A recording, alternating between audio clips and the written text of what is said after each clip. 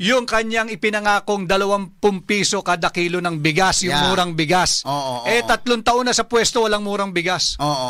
Okay, yung reaksyon ninyo ngayon dahil yung bigas na 20 pesos nagsimula na kahapon. Kahapon lang dito sa Cebu. Hindi po totoo yan, pambubudol yan. Dahil bakit ngayon lang? Dahil may halalan? Bakit sa Cebu lang?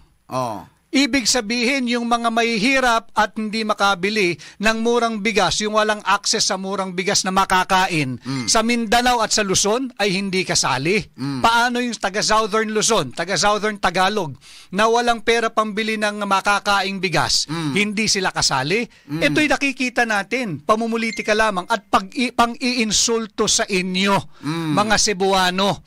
Binibili ang inyong boto, kapalit na itong 20 pesos kada kilo ng bigas. Tanungin ninyo sila, hanggang kailan yan?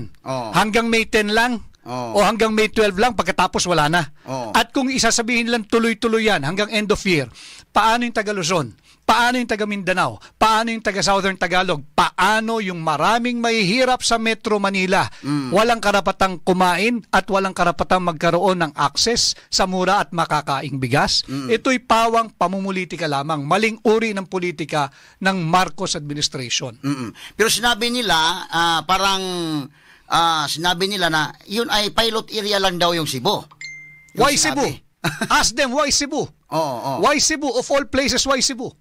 Ano ang ginamit nilang datos para sabihin kinakailangan ng Cebuano ng murang bigas? Bakit hindi sa Mindanao? Bakit hindi sa Luzon? Bakit hindi sa Batangas, sa Quezon, sa Laguna? Bakit hindi doon? Baka vote rich ang Cebu. Ayun ang sagot na tumbok mo, Tony Rufil. Ito ang pinaka vote rich province. Yan ang sagot talaga. So dito makikita mo, hindi sincero yung approach na makapagbigay ng murang bigas. At importanteng pinag-uusapan natin ito dahil yung murang bigas, heavily subsidized yan. Pag sinabi mong heavily subsidized, may pera tayo dyan. Kung halimbawa 35 pesos ang pinakamurang bigas, hahanapin ninyo paano napababa ng 20. Dito lang sa Cebu. Swerte nga kayo mga taga Cebu eh.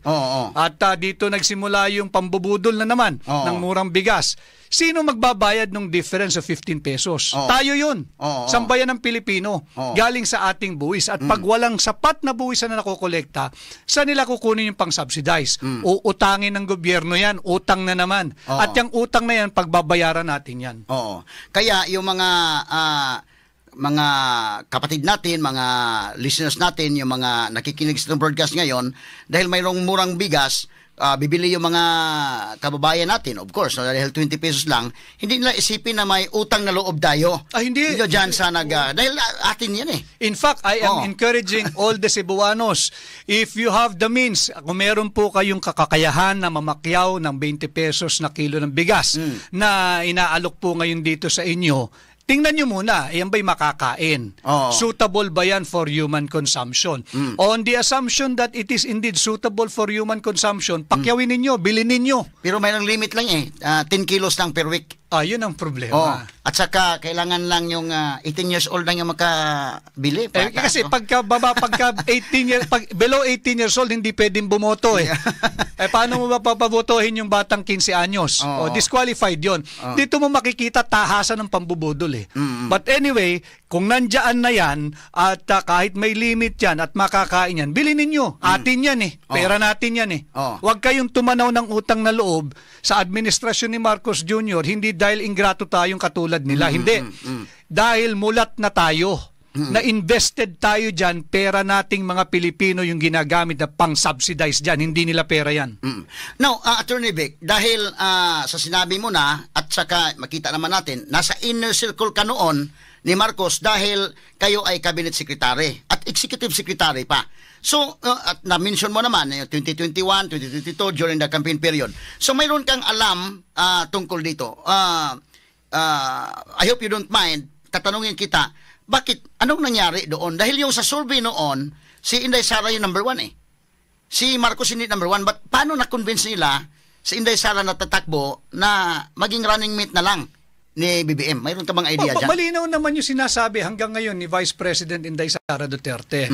Way back in 21-22, hindi naman siya atat. na kumandidatong Pangulo. Wala sa kanyang calculation pa yun noon. In fact, kaya nga yung sinasabi niya na bakit ba kayo masyadong assuming that I am even interested on running for president this 2028. Kaya naman siya sinisira dahil sa 2028 ang pakiwari ng administrasyon at totoo naman, wala silang panalo kay Vice President Inday Sara Duterte.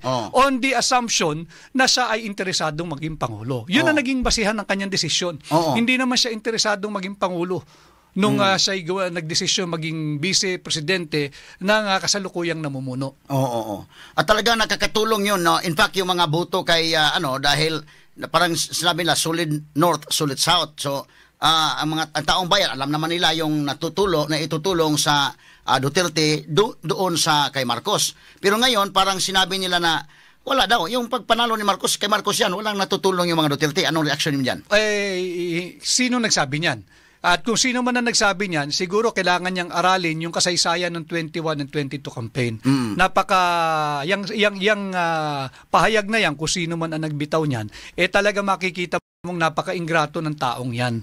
Dahil kita mo naman ang boto ng Vice President, higit na mas mataas. Mas mataas kaysa sa naging boto naging boto ng Pangulo. So despite sa tulong na ito, dahil nandyan ka sa inner circle, alam mong nangyayari So despite sa tulong ng mga Duterte doon sa kay Marcos, tapos yung in return, dapat bigyan nila ng magandang return talaga, no? Pero yung nangyari, ipina-impeach si Inday Sara at saka pinadala pa sa dahig si Presidente Duterte. Anong tingin nun dyan? Alam mo, yung pagtanaw ng utang na loob, hindi naman ibig sabihin bigyan mo ng pabor na espesyal. Ang gagawin mo lang naman, tratuhin mo ng tama yung kapwa mo Pilipino. Hindi tama yung pagtalikod, pagkakanulo at pagtatraidor na ginawa ng Marcos administration kay Tatay Digong.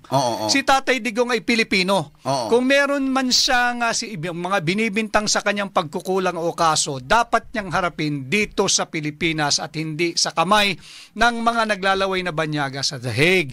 At hanggang sa ngayon, habang ako ay ini-interview mo sa kasalukuyan, wala namang kaso si Tatay Digong dito sa Pilipinas. Lahat ay kwento lamang. Lahat ay bintang lamang. Kung walang kaso si Pangulong Duterte dito sa Pilipinas, higit na wala siyang kaso sa the Netherlands. So bakit siya naroroon? Kaya ito ay talagang lantarang pagkakanulo ng sarili niyang gobyerno sa kapwa natin Pilipino na ang pangalan ay Rodrigo Roa Duterte. Siya ay ginawang mistulang alay o handog sa kamay na naglalaway na banyaga diyan sa ICC. Dapat nating tutulan pare-pareho yan bilang mga Pilipino. Okay, Attorney Vic, anong reaksyon ninyo ngayon? At first manggod, yung si Tatay Digong, pasensya ka na sa Tagalog ko dahil naintindihan ko naman konti.